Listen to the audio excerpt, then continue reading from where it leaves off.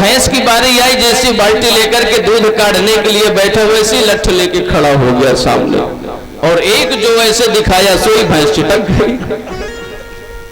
ये क्या कर रहे हो? बोले आगे का हिस्सा हमारा, हम कुछ भी करें। ऐसा बंटवारा नहीं होना चाहिए, और महाभारत का कारण सिर्फ यही बंटवारा बना। भगवान शांति दूत बनकर के आए, दुर्योधन को समझाने का प्रयास किया। दुर्योधन से कहा, दुर्योधन ये पांडव तुम्हारे भाई हैं? बोले जी। चाचा के बेटे हैं? जी। तब तो तुम्हारे भाई हुए, आधे राज्य के अधिकारी भी हैं? बोले बिल्कुल नहीं। देखो कन्हैया, सूचक द्रपिन रास्यामी बिना युद्धेन केशवा, मैं बिना युद्ध के सुई के नोक के बराबर भी नहीं दूंगा। बोलो जय श्री कृष्ण। कन्हैया ने कहा, दुर्योधन तुमने युद्ध अभी देखा नहीं है, युद्ध के परिणाम तो तुमने समझा नहीं है। युद्ध कितना दुष्कर होता है। जिस समय युद्ध प्रारंभ होता है, लाखों स्त्रियां विधवा हो जाती हैं, खून की नदी बह जाती है, लेकिन फिर भी दुर्योधन नहीं माना। धृतराष्ट्र ने जैसे दुर्योधन को समझाया, तुझे बात भी करना नहीं आता? अरे कोई अतिथि आया है, अतिथि देवो भव, ये तो पूज्य है, और अतिथि से कैसे बात करना चाहिए इतना भी समझ नहीं है। वैसे ही अपने भावनाओं को बदल लिया। अरे प्रभु,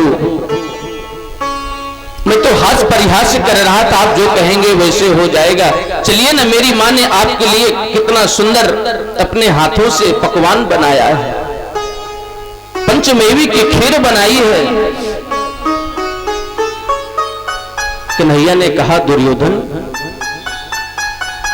कदाचित मेरे पेट में भूख नहीं है, और तुम तो जानते हो कि भोजन तो दो ही परिस्थितियों में होता है, या तो वो व्यक्ति भूखा हो, जैसे दे दोगे वैसा खा लेगा, और यदि वो भूखा नहीं है, भोजन करने के बाद भी, पेट भरा होने के बाद भी यदि प्रेम से तुम उसे एक एक्स्ट्रा भी दे रहे हो तो खा जाएगा।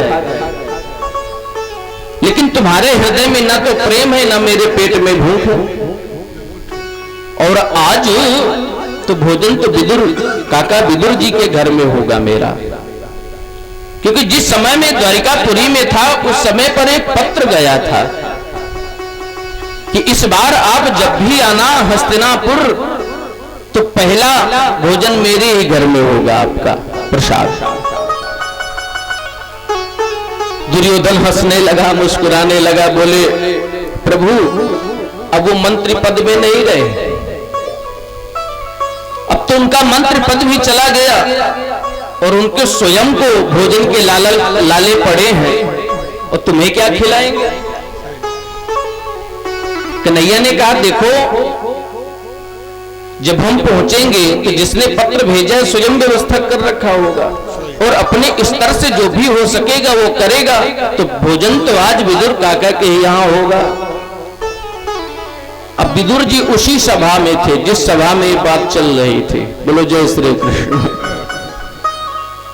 विदुर जी ने सुना कि अरे मैंने इसके लिए कब पत्र भेजा, मैंने तो कभी पत्र भेजा नहीं है, और ये बड़ी बड़ी बातें कर रहा है।